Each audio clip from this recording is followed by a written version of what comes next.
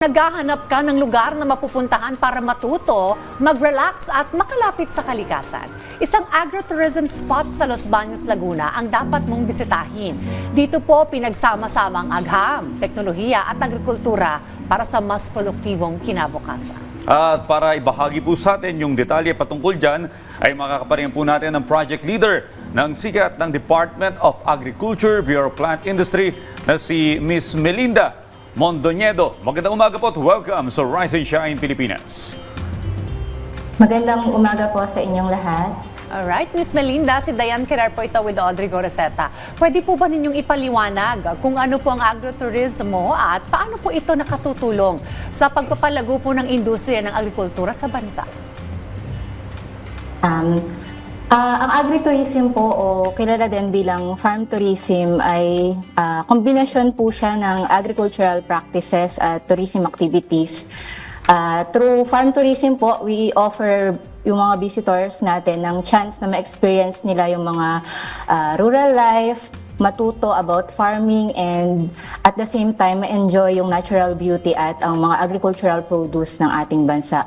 At sa kasalukuyan po, ang Pilipinas ay recognized as the leading agritourism destination globally with mga various farm offering unique experiences. At lalo po itong pinagtibay ng Republic Act 10816 o yung Farm Tourism Development Act of 2016 kung saan po naglalayon itong batas na ito na magkaroon ng legal framework ang development at promotion ng farm tourism dito sa Pilipinas.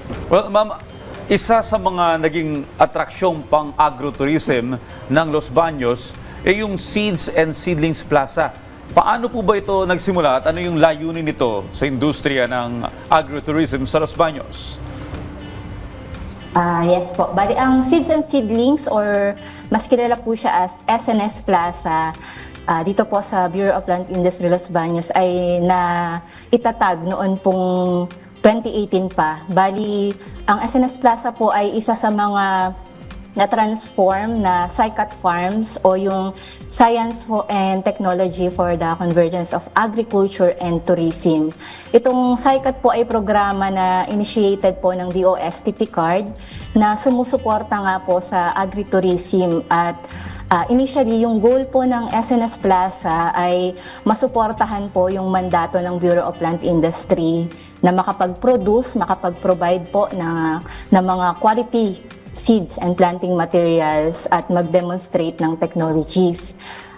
Through SciCat approach nga po, naging bahagi na ng layunin ng SNS Plaza ang makapag-educate, makapag-train ng mga visitors, ng mga turista sa iba't ibang mga dinademonstrate nga po nating package of technologies, yung mga pinopromote natin na teknolohiya sa SNS Plaza, habang nagpo-provide po tayo ng fun, ng mga recreational activities and nurturing green experiences sa ating mga visitors. Kaya yun po, na-consider ang SNS Plaza talaga as one of the farm tourism site dito po sa Los Baños na nagpo-provide ng mga impormasyon kung paano po ma-diversify ang farmers' income.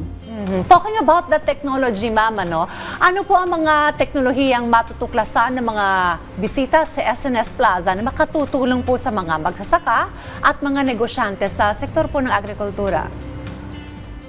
Ayun po, excited po kami na i-share sa inyo na sa kasalukuyan, meron po kaming 13 package of technologies na pinopromote. Ito po yung mga teknolohiya na na-develop ng mga researches na ginawa po ng Bureau of Plant Industry at ng iba pa po mga research institution dito sa Pilipinas. So, kabilang po dito yung organic production since ang SNS Plaza po ay organic base.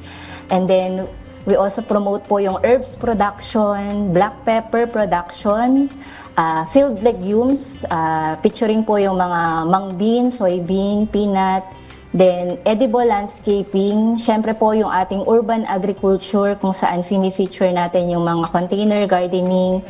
We also have po yung dragon fruit production, oyster mushroom cultivation technology, then leafy vegetable under Lonat Tunnel.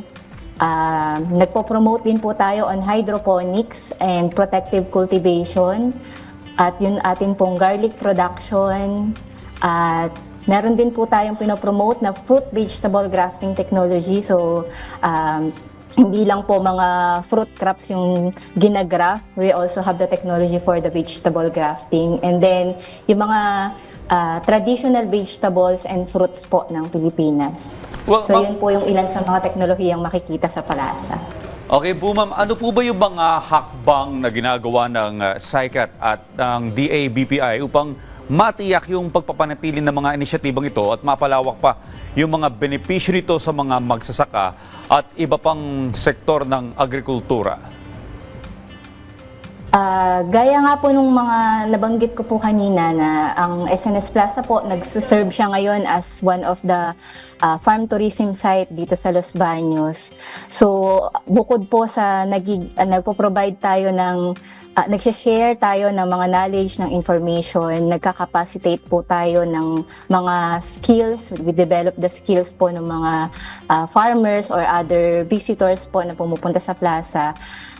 Nagli-lead din po kasi ng creation and employment ang farm tourism at mga entrepreneurship opportunities po habang nagpo-promote at nag-showcase po tayo ng mga sustainable agriculture technologies na na-develop po dito sa ating bansa. Well, Ms. Melinda, maraming salamat po sa pagbigay ng mga mahalagang detalye patungkol sa inisyatibang ito. Si Ms. Melinda Mondañedo, marami pong salamat. Maraming salamat. Maraming salamat din po.